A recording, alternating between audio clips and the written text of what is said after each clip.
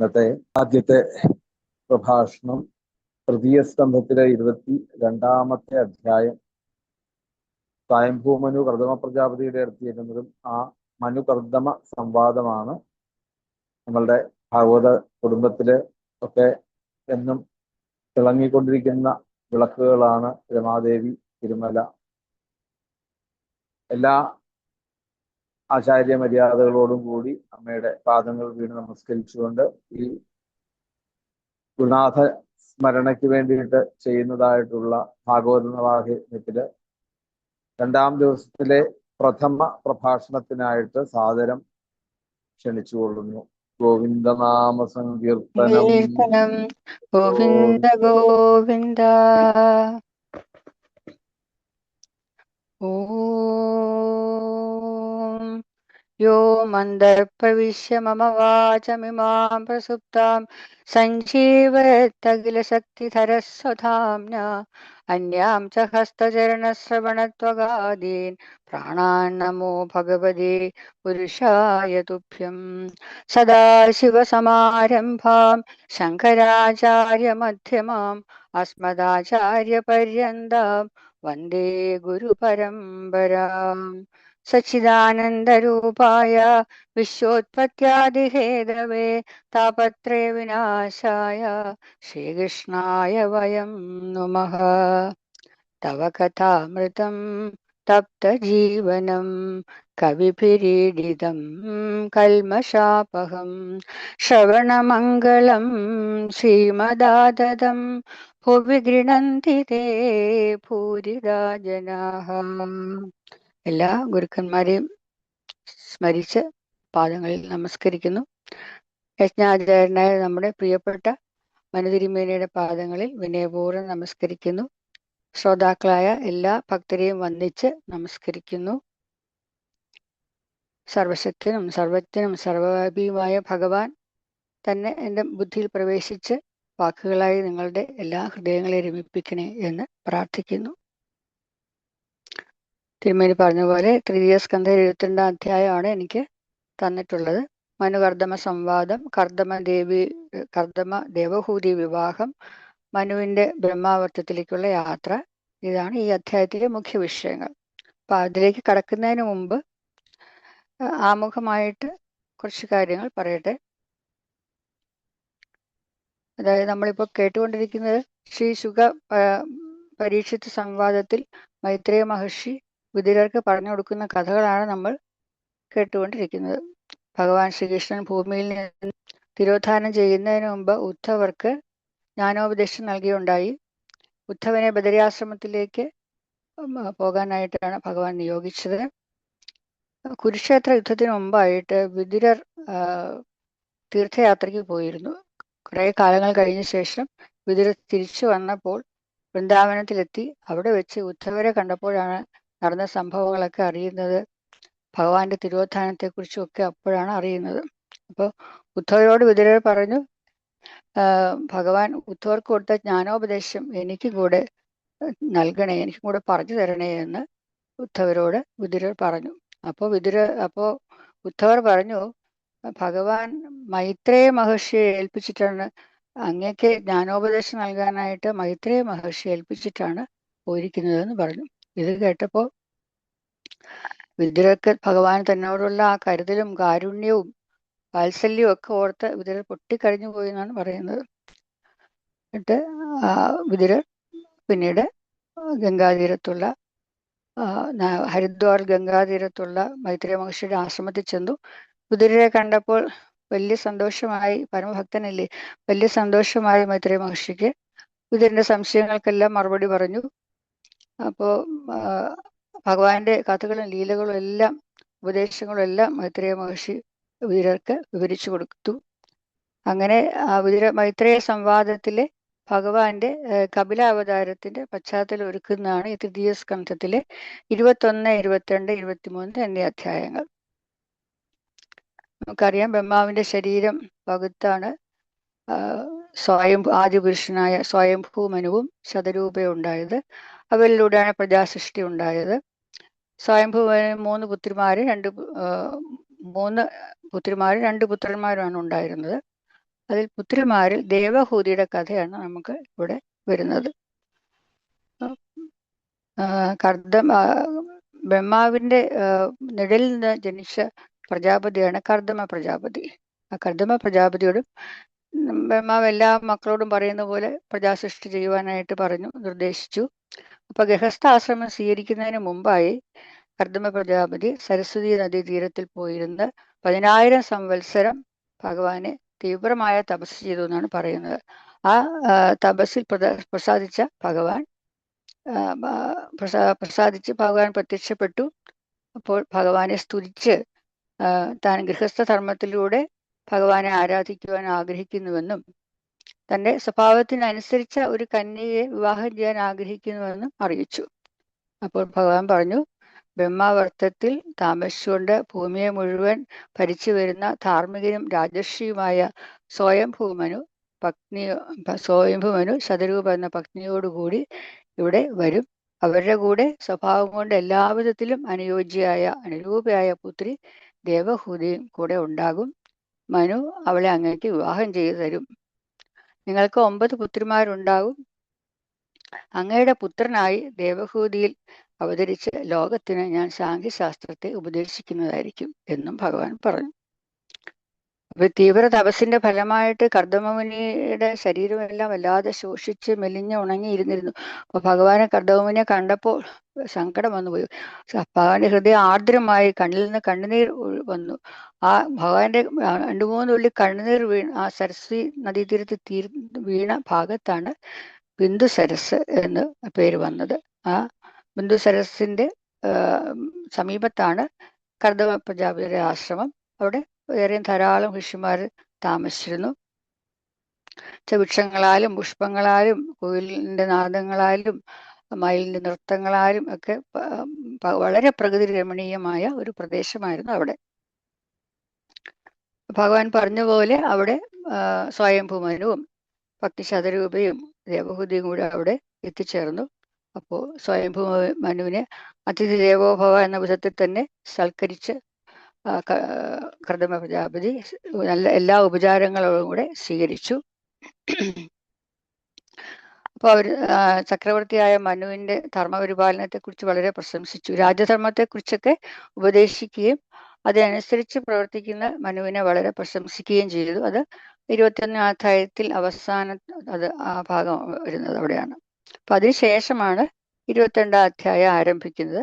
അപ്പൊ മൈത്രേയ മഹർഷി പറയുകയാണ്, ഏവമാവിഷ്കൃതാശേഷ ഗുണകർമ്മദയോ മുനിം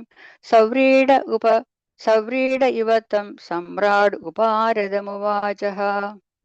കർദമമുനി തന്റെ യോഗ്യതകൾ വർണ്ണിച്ചു കേട്ടപ്പോൾ അതിൽ ലജ്ജയോടെ ചക്രവർത്തിയായ മനു വിനീതനായി പറഞ്ഞു എന്നാണ്. അങ്ങനെയാണല്ലോ സജ്ജനങ്ങളെല്ലാം, മഹാത്മാക്കൾക്കെല്ലാം അവരെ പ്രശംസിക്കുമ്പോൾ അവർക്ക് ലജ്ജയാണ് വരുന്നത്. കാരണം അവരതിന് അർഹരാണോ എന്നാണ് അവർക്ക് തോന്നുക. പിന്നെ ഞാൻ ചെയ്യുന്നത് എൻ്റെ ധർമ്മമാണ്, അതിൽ അഭിമാനിക്കേണ്ട കാര്യമില്ല എന്നൊക്കെയാണ് അവർ ചിന്തിക്കുക. എന്നാൽ ജനങ്ങളാണ് പ്രശംസയിൽ അവർക്കൊരു അഭിമാനം ഉണ്ടാകുന്നതും അവർക്ക് എളിഞ്ഞിരിക്കുകയൊക്കെ ചെയ്യുന്ന മൂഢജനങ്ങളാണ്. വിവേകികൾക്ക് അത് ഉണ്ടാവില്ല. പിന്നെ ഈ 22 തൊട്ട് ഉള്ള 14 ശ്ലോകങ്ങൾ മനു പറയുന്നതാണ്. അപ്പൊ തൻ്റെ മകളെ സ്വീകരിച്ചാലും എന്ന് പറയുന്നതിന് മുമ്പായിട്ട് കുറച്ച് കാര്യങ്ങൾ മനു പറഞ്ഞിട്ടാണ് അതിലേക്ക് വരുന്നത്. നമ്മൾ രണ്ടുപേരെയും, ബ്രാഹ്മണരെയും ക്ഷത്രിയരെയും സംഘടിപ്പിച്ചുകൊണ്ടാണ് ലോകസൃഷ്ടി പരിപാലനാദി കർമ്മങ്ങളെ ബ്രഹ്മാവ് നടത്തുന്നത്. തപസ്സും വിദ്യാഭ്യാസവും യോഗാഭ്യാസവും ഒക്കെ വിഷയങ്ങളിൽ ഇച്ഛയില്ലാതെ സർവാത്മ ഭഗവാനെ ആരാധിക്കുന്നവരാണ് മുനിമാരെന്ന് പ്രശംസിച്ചു.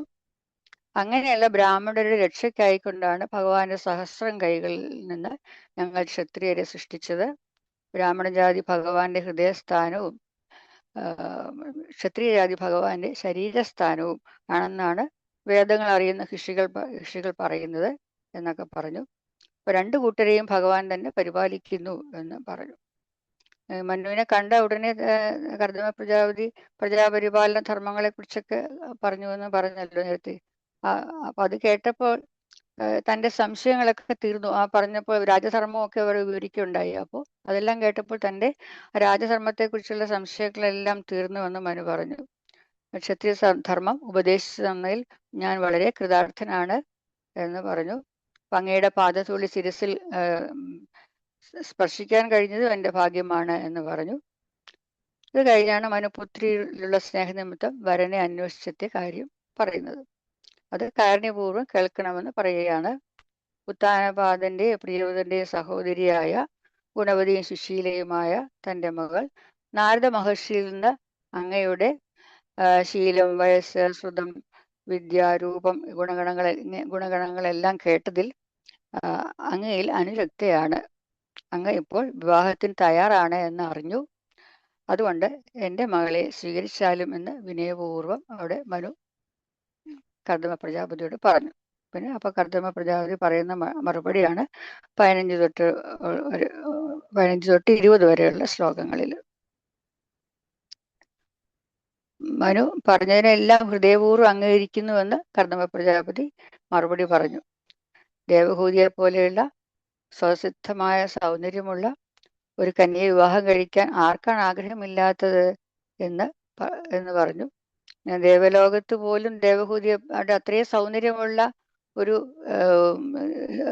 വനിതയില്ല, ഒരു സ്ത്രീരത്നമില്ല എന്നുള്ളതിന് സൂചനയായിട്ട് കേട്ടിട്ടുള്ള ഒരു കാര്യം പറയുകയും ചെയ്തു. അതായത് മാളിക മുകളിൽ നിന്ന് പന്തടിച്ച് കളിക്കുന്ന മനോഹര പാദങ്ങളോടും ചഞ്ചല നേത്രങ്ങളോടും കൂടി ഈ സുന്ദരിയെ കണ്ടിട്ട് വിശ്വാവസു എന്ന ഗന്ധർവൻ വിമാനത്തോടെ താഴേക്ക് വീഴുകയുണ്ടായി എന്നുള്ള കാര്യം അതും മുനി അറിഞ്ഞിരിക്കുന്നു. വിശ്വാവസു ഗന്ധർവന്മാരുടെ രാജാവാണ്. അപ്സര സ്ത്രീകളെയൊക്കെ കൊണ്ടോണ്ടിരിക്കുന്ന ആളാണ്. പക്ഷെ ഈ ദേവഹൂതിയെ കണ്ടപ്പോൾ മോഹിച്ച് വിമാനത്തോടെ താഴെ വീണു എന്നാണ് കഥ. സ്ത്രീജാതിക്ക് അലങ്കാരമായിരിക്കുന്നവളും മഹാലക്ഷ്മിയുടെ പാദങ്ങളെ സേവിക്കുന്നവർക്ക് ദർശനം കിട്ടാത്തവളും മനുവിന്റെ ഓമനപുത്രിയും ഉത്താനപാദന്റെ സഹോദരിയും ഇങ്ങോട്ട് സ്നേഹിക്കുന്നവളുമായ ഈ കന്യയെ വിവേകിയെ ആരാണ് സ്വീകരിക്കാത്തത് എന്ന് പക്ഷി പിന്നെയും പറയുകയാണ്. പക്ഷേ കർദമ പ്രജാപതിക്ക് ഒരു വ്യവസ്ഥയുണ്ടായിരുന്നു. അതാണ് 19-20 ശ്ലോകങ്ങളിൽ പറയുന്നത്. അതോ ഭജിഷ്യേ സമയേന സാധീം യാവത് തേജോഭിപ്രയാത് ആത്മനോ മേ അതോ ധർമാൻ പാരമഹംസ്യമുഖ്യാൻ ശുക്ലപ്രോക്താൻ ബഹുമന്യേ അഭിഹിംസ്രാൻ യദോ അഭവത് വിശ്വമിദം വിചിത്രം സംസ്ഥാസ്യതേ യത്ര ജവാവതിഷ്ഠതേ പ്രജാപതീനാം പതിരേഷ മഹ്യം പരം പ്രമാണം ഭഗവാനനന്ദഃ. അവിടെ ആ വ്യവസ്ഥ എന്താണെന്നുള്ളതാണ് ഈ ശ്ലോകത്തിൽ പറയുന്നത്. അതായത് എനിക്ക് കർദമ പ്രജാപതിക്കുള്ള വ്യവസ്ഥ എൻ്റെ തേജസ്സിൽ ധരിക്കുന്നവരെ, അതായത് ദേവഹൂതി സന്താനം ഉണ്ടാകുന്നതുവരെ ഞാൻ ഗൃഹസ്ഥധർമ്മം അനുഷ്ഠിക്കും, ദാമ്പത്യ ജീവിതം നയിക്കാം. അത് കഴിഞ്ഞാൽ ഞാൻ നിവൃത്തി ധർമ്മത്തിലാണ് എനിക്ക് താല്പര്യം. ഭഗവാനിൽ മനസ്സിരുത്തി പരമാത്മായ ഭഗവാനെ ധ്യാനിച്ചു കഴിയണം എന്നതാണ് കർദമന്റെ നിശ്ചയം. അത് പറഞ്ഞു. അപ്പൊ അതിനകത്ത് വിവരിക്കുന്നുണ്ട്, യാതൊരു നിന്ന് സമസ്തവും ജനിച്ചുവോ നിലനിൽക്കുകയോ ലയിക്കുകയും ചെയ്യുന്നുവോ നാശമില്ലാത്തവനും ബ്രഹ്മാദികളുടെ ദേവനും പാലകനുമായ ഭഗവാൻ എനിക്ക് പരംപ്രമാണമാണ്, ഉത്കൃഷ്ടമായ പ്രമാണം. ഭഗവാനാണ് എനിക്ക് ഏറ്റവും പരമമായ പ്രമാണം എന്ന് അവിടെ ഊന്നി പറയുന്നുണ്ട്. അത് കഴിഞ്ഞിട്ട് ആണ് ഇനി മൈത്രേയ മഹർഷി ആണ് പിന്നെ പറയുന്നത്. മൈത്രേയ മഹർഷി പറയുന്നതാണ് പിന്നെ അങ്ങോട്ടുള്ള ശ്ലോകങ്ങളെല്ലാം. അപ്പൊ മൈത്രേയ മഹർഷി വിതുരനെ വിളിക്കുകയാണ് ഉഗ്രധന്വൻ എന്ന് വിളിച്ചുകൊണ്ടാണ് പറയുന്നത്. അതായത് വിതുരൻ വില്ലാളി വീരനാണ്, കർമ്മമൂർത്തിയാണ്, ജിതേന്ദ്രിയനാണ്. അപ്പൊ അതുപോലെ ജിതേന്ദ്രനായ ആ കർദമ മഹർഷി ഇത്രയും പറഞ്ഞിട്ട് ശ്രീനാരായണമൂർത്തിയെ ധ്യാനിച്ച് മന്ദഹാസത്താൽ ശോഭിക്കുന്ന മുഖത്തോടെ നിശബ്ദനായിട്ടിരുന്നു എന്ന്. അപ്പോൾ ദേവഹൂതിക്ക് അപ്പോൾ അദ്ദേഹത്തിന്റെ ആ മുഖത്തെ ശോഭ കണ്ടിട്ട് ദേവഹൂതി ഒന്നുകൂടി കർദമ മുനിയിൽ ആകൃഷ്ടയായി എന്നും അവിടെ പറയുന്നുണ്ട്. അപ്പൊ അടുത്ത ശ്ലോകമാണ് കന്യാദാനം. 22 സോനുജ്ഞാത്വാ വ്യവസിതം മഹിഷ്യ ദുഹിതുസ്ഫുടം തസ്മൈ ഗുണഗണാഢ്യായ ദദോ തുല്യാം പ്രഹർഷിത. ഭാര്യയുടെ മകളുടെ ഇച്ഛ അനുസരിച്ച് ഇച്ഛയെ അറിഞ്ഞ് മനു സന്തോഷത്തോടെ സകല ഗുണങ്ങളും നിറഞ്ഞ കർദമന് തൻ്റെ അനുരൂപിയായ മകളെ വിവാഹം ചെയ്തു കൊടുത്തു എന്നാണ് അവിടെ പറയുന്നത്. അവിടെ വളരെ ലളിതമായ ഒരു കന്യാദാനമാണ് നടന്നിരിക്കുന്നത്. ആളുകളെ കൂട്ടിയുള്ള ആർഭാടമോ അന്നദാനമോ ഒന്നും ഉണ്ടായിരുന്നില്ല. പിന്നെ രാജാവല്ലേ, ചക്രവർത്തിയല്ലേ, അപ്പോൾ ചക്രവർത്തിയുടെ പത്നിയായ രാജ്ഞി മകൾക്ക്, അവർക്ക് ദമ്പതികൾക്ക് ആടയാഭരണങ്ങളും ഉപകരണങ്ങളും ഒക്കെ സമ്മാനങ്ങളായിട്ട് നൽകിയുണ്ടായിരുന്നു അവിടെ പറയുന്നുണ്ട്. മനു സന്തുഷ്ടനായെങ്കിലും വളരെ സന്തുഷ്ടനായി. കാരണം വളരെ അനുരൂപനായ ഒരു വരനെയാണ് മകൾക്ക് കിട്ടിയത് എന്നുള്ളത് വളരെ സന്തുഷ്ടനാണ്. പിന്നീട് പുത്രിയെ പിരിയുന്ന ആ മനുവിന്റെ വിരഹമാണ് വർണ്ണിക്കുന്നത്. മനു ദേവഹൂതിയെ ഗാഠഗാഠം പുണർന്നു, കണ്ണിൽ നിന്നും ധാരധാരയായി കണ്ണീരൊഴുകി, വാത്സല്യപൂർവ്വം ഓമനപുത്രിയെ വിളിച്ചു, ശിരസിൽ ചുംബിച്ചു, കണ്ണീർ കൊണ്ട് ആ ശിരസ് അഭിഷേകം ചെയ്തു. അങ്ങനെ ആ അച്ഛന് മകളോടുള്ള ആ വാത്സല്യത്തിന്റെ ആ ചിത്രമാണ് നമുക്ക് അവിടെ കാണാൻ കഴിയുന്നത്. വളരെ നമുക്ക് എല്ലാവർക്കും ജീവിതത്തിൽ ഉണ്ടാകുന്നത് ഇത് തന്നെയാണ്. മുനിശ്രേഷ്ഠനായ കർദമ പ്രജാപതിയോട് യാത്ര പറഞ്ഞ് സമ്മതം വാങ്ങിയ ശേഷം ഭാര്യയോടും പരിവാരങ്ങളോടും കൂടി രഥത്തിൽ കയറി മനു തൻ്റെ രാജധാനിയിലേക്ക് തിരിച്ചു. ഈ സരസ്വതി നദി ഋഷികൾക്കെല്ലാം വളരെ പ്രിയപ്പെട്ടതാണ്. അതിൻ്റെ രണ്ട് കരകളിലും അനേകം മഹർഷിമാർ താമസിക്കുന്നുണ്ട്. അവിടുത്തെ മനോഹാരിത 21 അധ്യായത്തിൽ വർണ്ണിച്ചിട്ടുണ്ട്.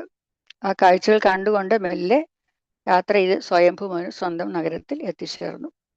തങ്ങളുടെ രക്ഷിതാവായ ചക്രവർത്തി തിരികെ എഴുന്നള്ളുന്ന വിവരം അറിഞ്ഞ് പ്രജകൾ വാദ്യഘോഷങ്ങളോടെ ബ്രഹ്മാവർത്തത്തിൽ നിന്ന് എതിരേറ്റ് അദ്ദേഹത്തിന്റെ കൂടെ ഗമിച്ചു. ഇനി 29 തൊട്ടുള്ള ശ്ലോകങ്ങളെല്ലാം മനുവിന്റെ രാജ്യമായ ബ്രഹ്മാവർത്തത്തെ കുറിച്ചും അതിന്റെ തലസ്ഥാനമായ മനു താമസിക്കുന്ന ബർഹിഷ്മതി എന്ന പട്ടണത്തെ കുറിച്ചുള്ള വിവരണമാണ്. അത് കേൾക്കുമ്പോൾ നമുക്ക് അന്നത്തെ ആ ഒരു സന്തോഷ സംതൃപ്തിയൊക്കെ നമുക്ക് അനുഭവപ്പെടും. ബ്രഹ്മാവർത്തം എന്നാണ് മനുവിന്റെ രാജ്യത്തിന്റെ പേരെന്ന് നേരത്തെ പറഞ്ഞുവല്ലോ. അതിന്റെ തലസ്ഥാനമായ ബർഹിഷ്മതി എന്ന പട്ടണം സകലവിധ സമ്പദ് സമൃദ്ധിയോടും കൂടിയതായിരുന്നു.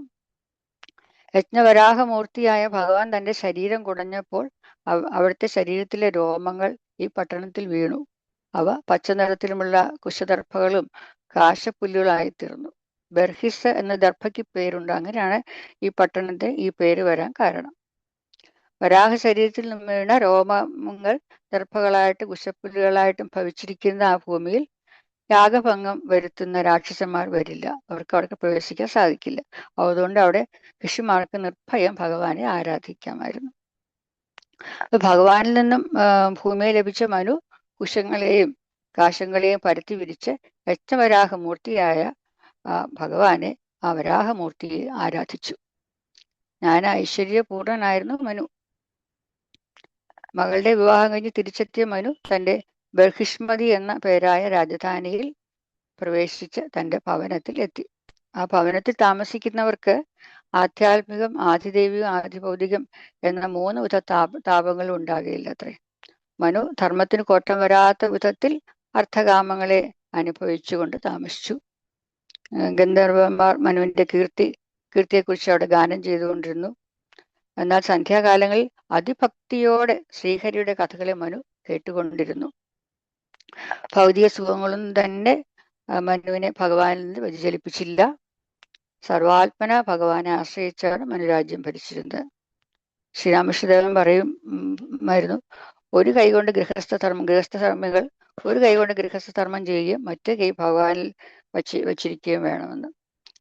സ്വയംഭൂ മനു അതിനൊരു മാതൃക തന്നെയാണ്. അപ്പോൾ മനു 71 ചതുർയുഗങ്ങളാണ് ഭരിച്ചത്. ഒരു ചതുർയുഗം 4 യുഗങ്ങളാണ്. അങ്ങനെയുള്ള 1000 ചതുർയുഗങ്ങളാണ് ബ്രഹ്മാവിന്റെ പകൽ. ഇതിനുള്ളിൽ 14 മനുക്കളുടെ കാലം കഴിയും. അതിനാൽ ഒരു മന്വന്തരം എന്നത് സാമാന്യമായിട്ട് 71 ചതുർയുഗമാണ്. ആദ്യത്തെ ചക്രവർത്തിയായ സ്വയംഭൂ മനുവിൽ നിന്നാണ് മന്വന്തരം തുടങ്ങുന്നത്. 37ാമത്തെ ശ്ലോകത്തിലെത്തി. 37-ാമത്തെ ശ്ലോകം രത്നതുല്യ ശ്ലോകമാണെന്ന് വിശേഷിപ്പിക്കാറുണ്ട്. ശാരീര മാനസാ ദിവ്യ വൈരാസേ യേജമാനുഷാഃ ഭൗതികാച്ച കഥം ക്ലേശ ബാധന്തേ ഹരിസംശ്രയം. ഹേ വ്യാസപുത്ര, ശരീരത്തെ സംബന്ധിക്കുന്നവയും മനസ്സിനെ സംബന്ധിക്കുന്നവയും ദേവന്മാരിൽ നിന്നുണ്ടാകുന്നവയും മനുഷ്യരിൽ നിന്നുണ്ടാകുന്നവയും ഭൂതങ്ങളിൽ നിന്നുണ്ടാകുന്നവയുമായ ദുഃഖങ്ങൾ സകല ദുഃഖങ്ങളെയും സംഹരിക്കുന്ന ഭഗവാനെ നന്നായി ആശ്രയിച്ചിരിക്കുന്ന ഒരുവനെ എങ്ങനെ ബാധിക്കും എന്നാണ് അവിടെ മൈത്രേയ മഹർഷി പറയുന്നത്. അത് ഇവിടെ വ്യാസപുത്ര എന്ന് വിതുരനെ മൈത്രേയ മഹർഷി വിളിക്കുന്നതാണ് വയ്യാസെ എന്ന് പറഞ്ഞിരിക്കുന്നത്, വ്യാസപുത്ര എന്ന്. വിതുര മൈത്രേയ സംവാദമാണ് ശുകബ്രഹ്മർഷി പരീക്ഷത്തിൽ പറഞ്ഞു കൊടുക്കുന്നതെന്ന് ഇടയ്ക്ക് നമ്മളെ ഓർമ്മിപ്പിക്കുകയാണ്. മനു ശരീരം, വാക്ക്, മനസ്സ് ഇവയെ ഭഗവാനെ ഉപാസിക്കാനാണ് വിനിയോഗിച്ചത്. അതിനാൽ ആധ്യാത്മികത തന്നിൽ നിന്നുണ്ടാകുന്നവ, ആദിഭൗതികം മറ്റുള്ളവരിൽ നിന്നുണ്ടാകുന്നവ, ആദി ദൈവികം പ്രകൃതിയിൽ നിന്നുണ്ടാകുന്നവ എന്നീ 3 വിധ ക്ലേശങ്ങൾ മനുവിനെ ബാധിച്ചില്ല. അതാണ് ഈശ്വരനെ ആശ്രയിച്ചവന് ഈ വിധ ക്ലേശങ്ങൾ എങ്ങനെ ബാധിക്കാനാണ് എന്ന് മൈത്രേയ മഹർഷി വിതുരരോട് അവിടെ പറയുന്നു. അവിടെ ആ മനുവിന്റെ മഹത്വത്തെയാണ് അവിടെ വാഴ്ത്തുന്നത്. അടുത്ത ശ്ലോകത്തിൽ മനുസ്മൃതി നമുക്ക് എങ്ങനെ ലഭിച്ചു എന്ന് പറയുകയാണ്. യപൃഷ്ടേ മുനിപിപ്രാഹ ധർമാനാനാവിധാൻ ശുഭാൻ നൃണാവർണാശ്രമാണാം ച സർവഭൂതഹിതസദാ. അവിടെ സർവഭൂതഹിതസദ എന്ന് വീണ്ടും മനുവിനെ വിശേഷിപ്പിച്ചിരിക്കുകയാണ്. സകല പ്രാണികളുടെയും ഹിതത്തിനായിട്ട് തന്നെ ജീവിതകാലത്തെ മുഴുവൻ കഴിച്ചുകൂട്ടിയ മനുവിനോട് മുനിമാർ ചെയ്ത ചോദ്യത്തിന് ഉത്തരമായിട്ട് മനുഷ്യരെല്ലാവരും അനുഷ്ഠിക്കേണ്ട സാധാരണ ധർമ്മങ്ങളെയും സ്വസ്ഥരായിരിക്കുമ്പോഴും ആപത്തിൽ അകപ്പെട്ടിരിക്കുമ്പോഴും നടത്തേണ്ടുന്ന നാനാവിധ കർമ്മങ്ങളെയും വർണ്ണാശ്രമ ധർമ്മങ്ങളെയും അവർക്ക് ഉപദേശിച്ചു കൊടുത്തു. ആ ഉപദേശമാണ് മനുസംഹിത എന്ന പ്രസിദ്ധമായ മനുസ്മൃതി എന്ന ഗ്രന്ഥം. ആ മനുസ്മൃതിയെ കുറിച്ചുള്ള തെറ്റിദ്ധാരണകളെല്ലാം ഈ കലിയുഗത്തിൽ നമ്മൾ കുറെ കേട്ടതാണ്. വാസ്തവം അറിയാതെ, പഠിക്കാതെ, മനസ്സിലാക്കാതെ വിട്ടിത്തരങ്ങൾ കൊണ്ട് കോലാഹലം ഉണ്ടാക്കാൻ നമ്മുടെ ആളുകൾക്ക് മിടുക്ക് കൂടുതലാണ്. സ്ത്രീ സ്വാതന്ത്ര്യം അർഹതി എന്ന പറഞ്ഞതിൻ്റെ വലിയ മുന്നിലെ വരികളൊന്നും അറിയാതെയാണ് അവരത് അതിനെക്കുറിച്ച് കൂടുതൽ പറയാൻ സമയമില്ല. അറിയാതെയാണ് ഇതൊക്കെ ഇങ്ങനെയെല്ലാം കോലാഹലം ഉണ്ടാക്കിയത്. പണ്ട് സ്ത്രീകൾക്ക് സ്വയംവരത്തിൽ സ്വാതന്ത്ര്യം ഉണ്ടായിരുന്നു. ഇവിടെ തന്നെ നമ്മൾ കണ്ടില്ല, ദേവഹൂതിക്ക് ഇഷ്ടപ്പെട്ട വരനെ തന്നെ കിട്ടിയില്ല, അത് നടക്കുകയും ചെയ്തില്ലേ. അപ്പൊ പണ്ട് നമുക്കെല്ലാം അറിയാമല്ലോ, സീതയുടെ കാര്യവും സീതാദേവിയുടെ കാര്യവും ഒക്കെ അറിയാം. പണ്ട് സ്ത്രീകൾക്ക് അതിനൊക്കെയുള്ള സ്വാതന്ത്ര്യം ഉണ്ടായിരുന്നു. പക്ഷെ അതൊന്നും മനസ്സിലാക്കാതെയാണ്, ഇതൊന്നും പഠിക്കാതെ എന്താണോ അതിനകത്ത് എഴുതിയിരിക്കുന്നത് വ്യക്തമായിട്ട് മനസ്സിലാക്കാതെയാണ് ആളുകൾ അതിനെപ്പറ്റി മോശമായിട്ട് പ്രചരിപ്പിച്ചത്. 39-ാമത്തെ ശ്ലോകത്തോടെ അധ്യായം പൂർണ്ണമാകുകയാണ്. ഏതത്ത് ആദിരാജസ്യ മനോചരിതമദ്ഭുതം വർണ്ണിതം വർണ്ണനീയസ്യ തദപത്യോദയം ശൃണു. ഇങ്ങനെ ധാർമ്മികനും ഭക്തനുമായി 71 പരം ചതുർയുഗങ്ങൾ കൃതം ത്രേത ദ്വാപരം കലി ജീവിച്ച ശേഷം അദ്ദേഹം മുക്തനായി തീരുകയും ചെയ്തു. ഇങ്ങനെ വർണ്ണിപ്പാൻ യോഗ്യനായ ആദിരാജാവായ മനുവിന്റെ അത്ഭുതകരമായ ചരിത്രം ഞാൻ വിസ്തരിച്ച് വർണ്ണിച്ച് തന്നു കഴിഞ്ഞു.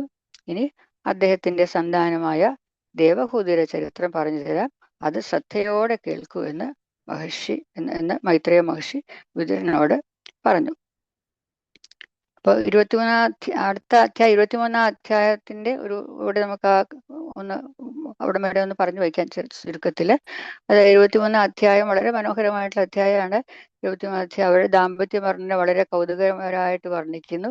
ദേവഹൂതി ശ്രീ പാർവതി പരമേശ്വരനെ എന്ന പോലെയാണ് ഭർത്താവായ കർദമ പ്രജാപതിയെ ശുശ്രൂഷിച്ച് 12 വർഷം അങ്ങനെ കഴിഞ്ഞപ്പോൾ അപ്പോഴാണ് മുനിശ്രേഷ്ഠൻ ഈ തപസ്സിൽ നിന്നൊക്കെ ഉണർന്ന് ഭാര്യയെ നോക്കിയപ്പോഴാണ് വ്രതനിഷ്ഠയിൽ ഭാര്യ എത്രത്തോളം തൻ്റെ ശരീരത്തെ ഒന്നും ഒട്ടുമയെ ഗണിക്കാതെ എത്രത്തോളം മെലിഞ്ഞ് അല്ലാതെ അവശയായിട്ടിരിക്കുന്നത് കണ്ടത്. അത് കണ്ടപ്പോൾ മുനിക്ക് കരുണാനാഥനായ മുനിക്ക് വളരെ സങ്കടം തോന്നി. മുനി തൻ കിട്ടിയ സിദ്ധികളെല്ലാം ഈ പത്നിക്കും അധീനമാക്കി. പിന്നെ സന്താന ലബ്ധിക്കായിട്ടുള്ള ദേവഹൂതിയുടെ ആഗ്രഹം മനസ്സിലാക്കി ഉടനെ തന്നെ യോഗസിദ്ധി കൊണ്ട് 7 നിലകളുള്ള ഒരു മാളിക സൃഷ്ടിച്ചു.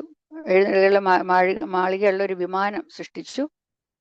കർദമൻ നിർദ്ദേശിച്ചതനുസരിച്ച് ബിന്ദുസരസിൽ സ്നാനം ചെയ്ത് ദേവഹൂതിയെ പഴയ സൗന്ദര്യം തിരിച്ചു വന്നു. അങ്ങനെ യുവനുക്തനായ കർദമൻ ഒരുമിച്ച് വിമാനത്തിൽ കയറി ലോകം മുഴുവൻ രണ്ടുപേരും വിനോദിച്ച് സഞ്ചരിച്ചു. 100 സംവത്സരമാണ് അവർ ദാമ്പത്യ സുഖം അനുഭവിച്ച് സഞ്ചരിച്ചത്. ആശ്രമത്തിൽ അവർ വളരെ കാഴ്ചകളൊക്കെ കണ്ട് വളരെ വിനോദിച്ചായിരുന്നു കഴിഞ്ഞിരുന്നത്. ആശ്രമത്തിലേക്ക് അവർ മടങ്ങി വന്ന ശേഷം ദേവഹൂതി ക്രമേണ 3 പെൺകുട്ടികളെ പ്രസവിച്ചു. അതിനുശേഷം സന്യസിക്കാൻ ഒരുങ്ങിയ കർദമനെ പെൺകുട്ടികളെ വിവാഹം ചെയ്തു കൊടുക്കുന്ന കാര്യം ഓർമ്മിപ്പിക്കുകയും ഒരു പുത്രൻ ഉണ്ടാകാനായിട്ട് അനുഗ്രഹിക്കുകയും വേണം എന്നും ദേവഹൂതി അഭ്യർത്ഥിച്ചു. കർദമ പ്രജാപതി അപ്പോൾ ഭഗവാൻ തന്നോട് അരുളിയത് ഓർമ്മിച്ചുകൊണ്ട് ഭഗവാൻ മകനായി അവതരിപ്പിക്കുമെന്ന് പറയുകയും അതിനുശേഷം മാത്രം താൻ വനത്തിലേക്ക് പോവുകയുള്ളൂ എന്നും അറിയിച്ചു ദേവഹൂതിയെ. അങ്ങനെ ഭഗവാന്റെ കപിലാവതാരത്തിനുള്ള പശ്ചാത്തലമാണ് ഈ അധ്യായങ്ങളിലൂടെ ഒരുക്കിയത്. എൻ്റെ വാക്കുകൾ ഭഗവത്പാദത്തിൽ അർപ്പിക്കുന്നു. എനിക്ക് ഭഗവാന്റെ കഥകളെ കുറിച്ച് പറയാൻ അവസരം തന്ന മൻതിരിമേനിയോട് കൃതാർത്ഥതയുണ്ട്.